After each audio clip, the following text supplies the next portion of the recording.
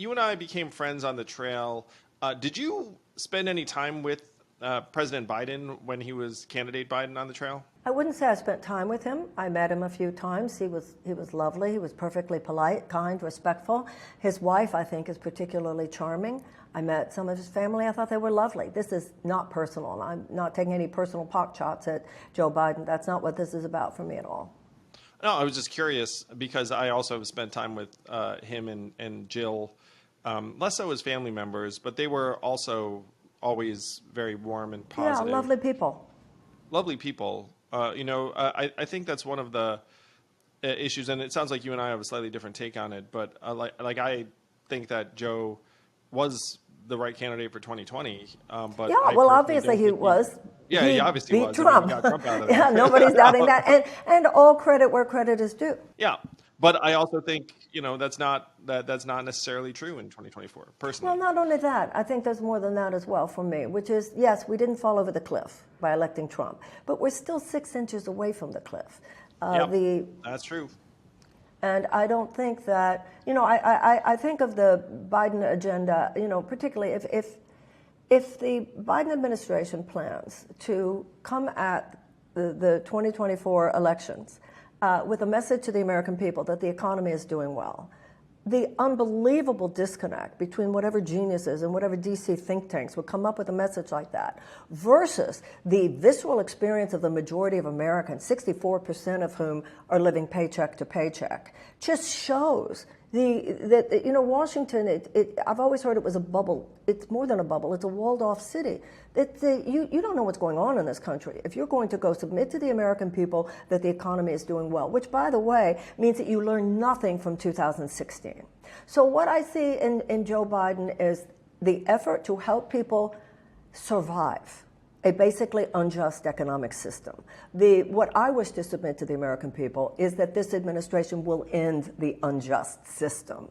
It's not enough to just help people survive. The government should be helping people thrive. And that would mean more than shaving off a little college loan here, giving a little bit more to Obamacare over there. It would mean universal health care. It would mean free college, tuition-free college and tech school.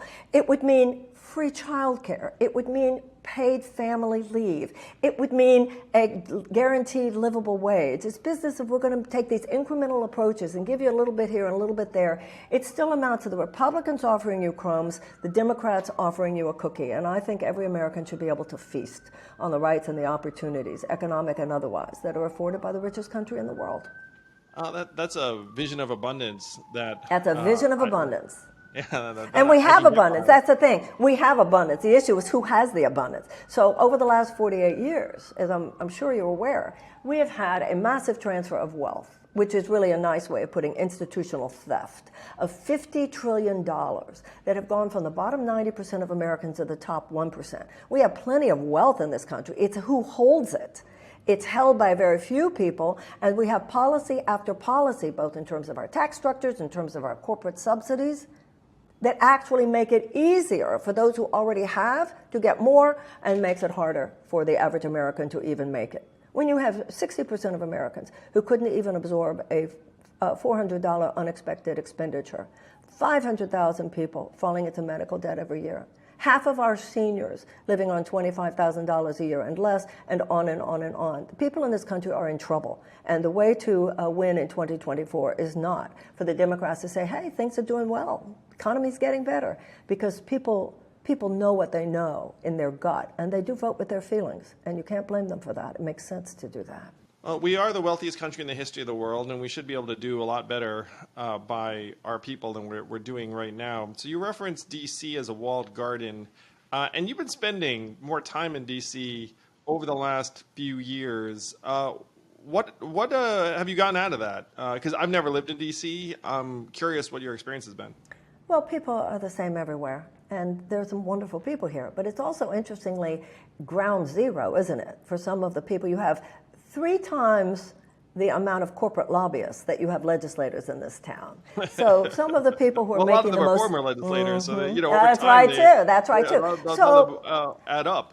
So some of the forces that are making what you and I would consider the most nefarious plans for how healthcare should operate in this country, how food should operate in this country, how energy should operate in this country, how foreign policy should operate in this country. Some of the people who represent obeisance to the bottom line of corporate profit maximization for huge corporate entities, even at the expense of the workers, at the expense of health, well-being, and safety and security of people, animal, and planet. They are headquartered here. But also headquartered here are people who are doing their darndest to try to make it better. Some of whom are the brave exceptions to the corporatist bunch which runs the government, but also NGOs, staff members. So you meet both here. It's kind of ground zero. And also, I think you said something before, Andrew, that I think is important for us to note. You said, given that we are the richest country in the world, we should be able to do better. No, we can do better. They choose not to do better. Remember, when you're talking about things like universal health care, livable wage, paid family leave, these things are considered moderate positions in most advanced democracies. So we have one group of people here who just don't care about that. And the other group of people who say, it's complicated. Andrew, it's not complicated, it's corrupt. So if you have, if you have some leaders basically within the Republican Party who just don't care to solve all that gargantuan sea of economic despair out there, but then you have others who don't have the spine to fix it, who don't have the moral courage to fix it, we need to get in there. People who are not part of that system and say that we will. And that's why I'm running.